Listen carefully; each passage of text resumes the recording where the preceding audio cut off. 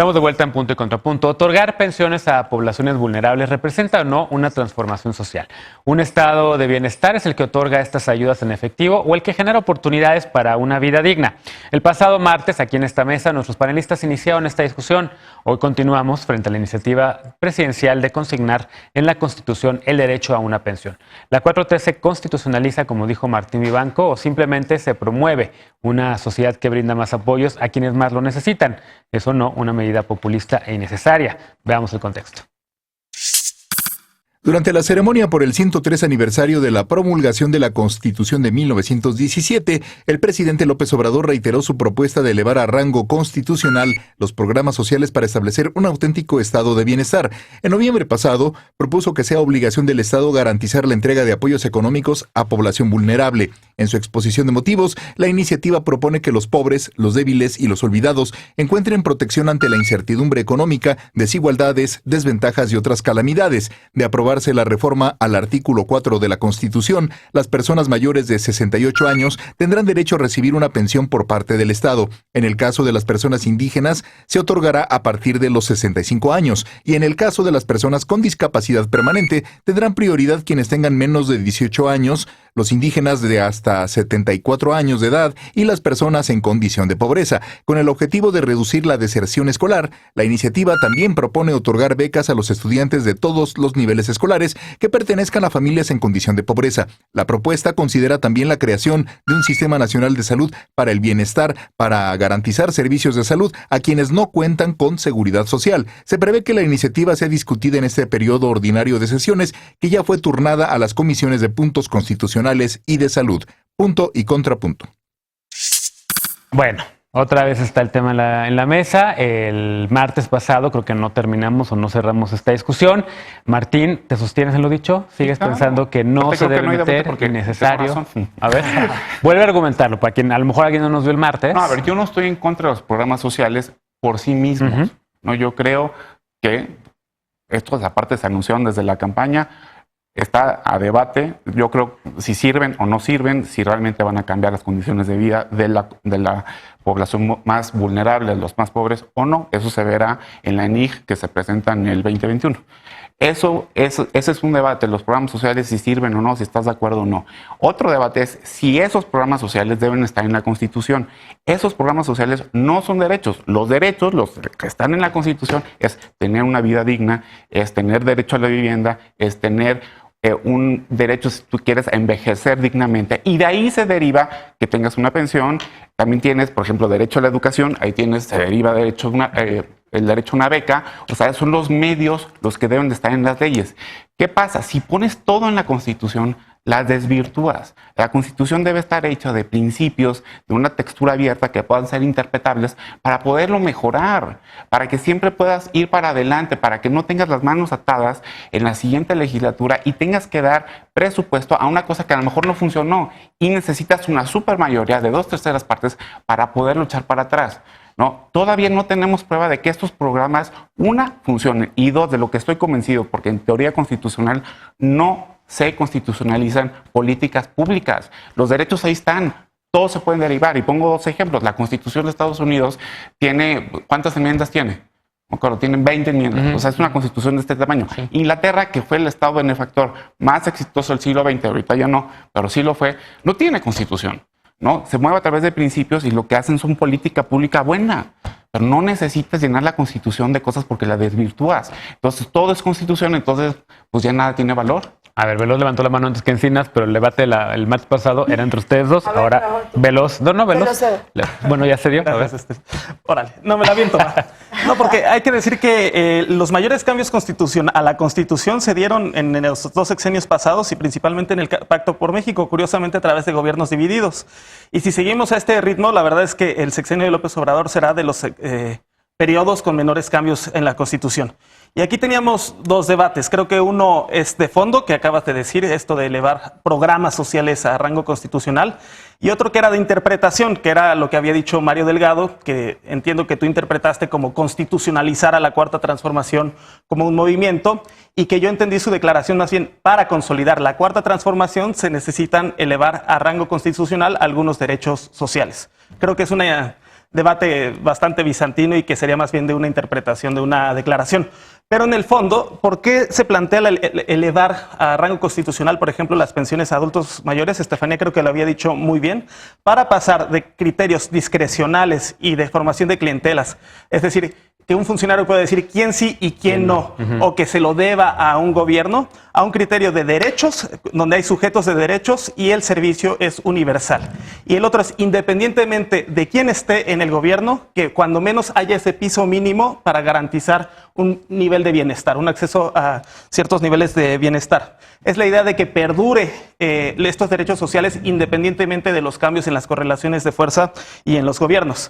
Y este debate, pues, lo vimos bien interesante, por ejemplo, en el proceso constituyente de la Ciudad de México, en donde la derecha planteaba la factibilidad presupuestal. Decía que era demagógico y populista reconocer nuevos derechos si no estaban concatenados a un presupuesto o si no eran factibles presupuestalmente.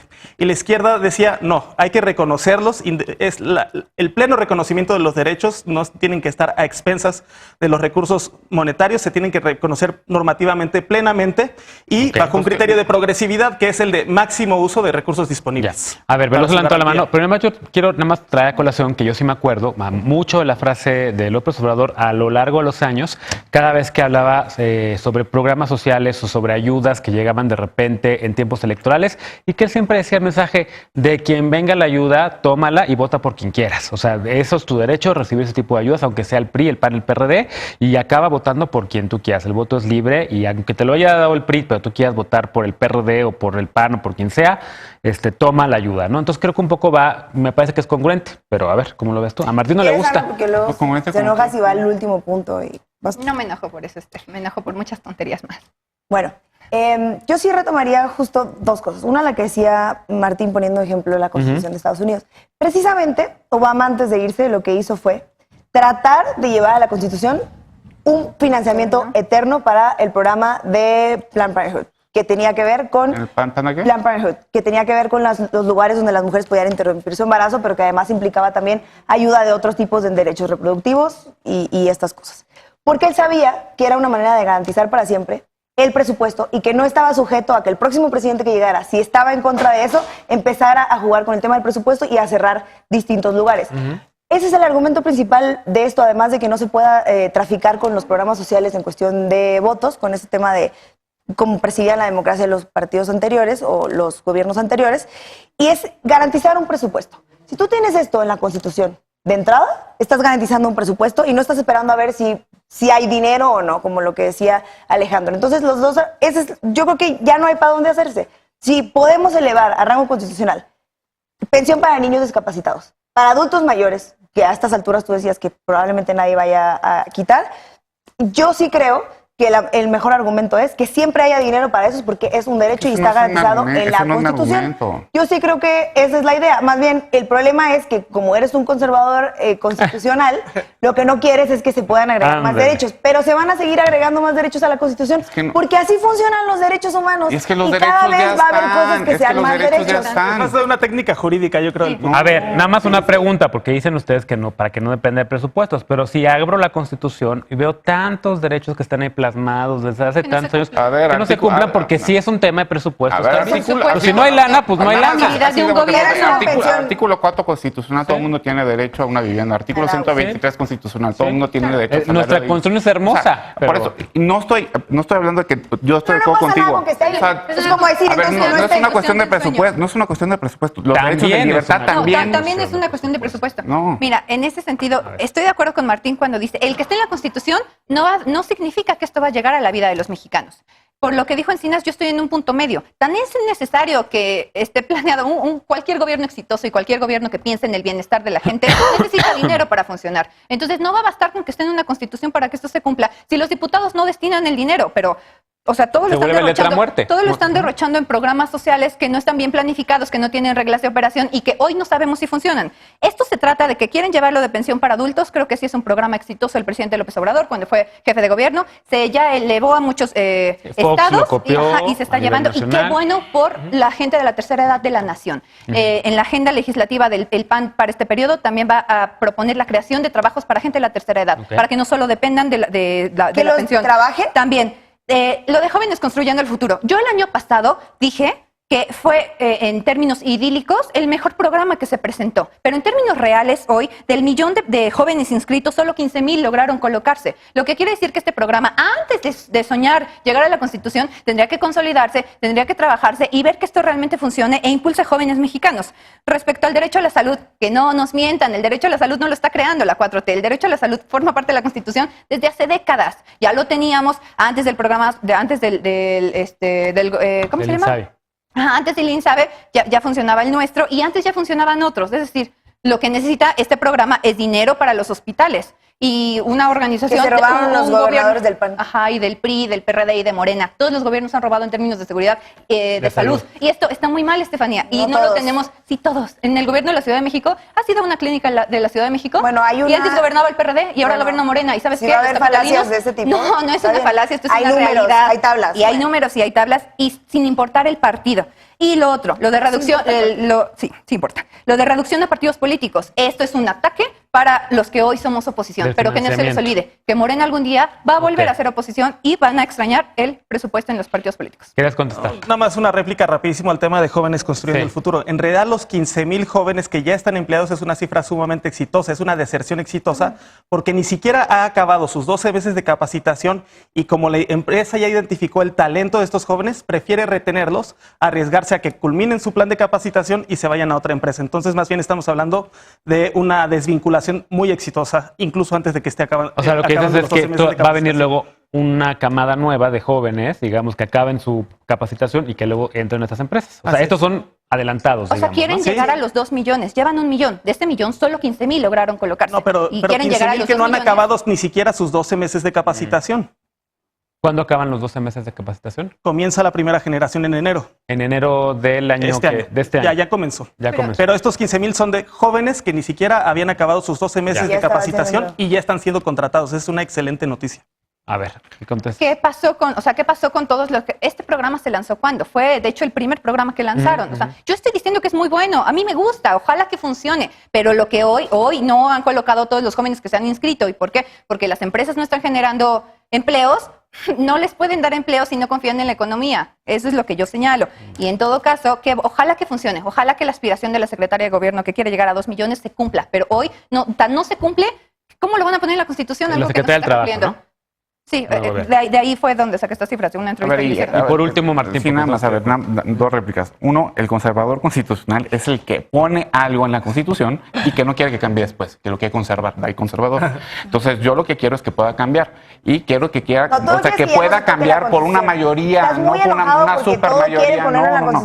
Y lo segundo, a ver, la Ciudad de México es el ejemplo perfecto. Hay un derecho al deporte. Cada una de las personas que vivimos aquí tenemos derecho a un entrenador. Entonces que no esté en ningún lado. Te lo juro, lo puedes, está en la Constitución. Entonces, o sea, ese es el ejemplo perfecto.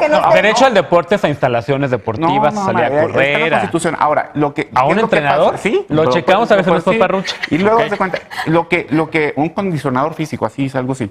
Entonces, ¿qué es lo que pasa? Llega un momento en que pones tantas cosas en la Constitución que pierde valor. Ya. Entonces no nos une. Por eso, pero entonces tiene que ver con tema de presupuesto. No, también.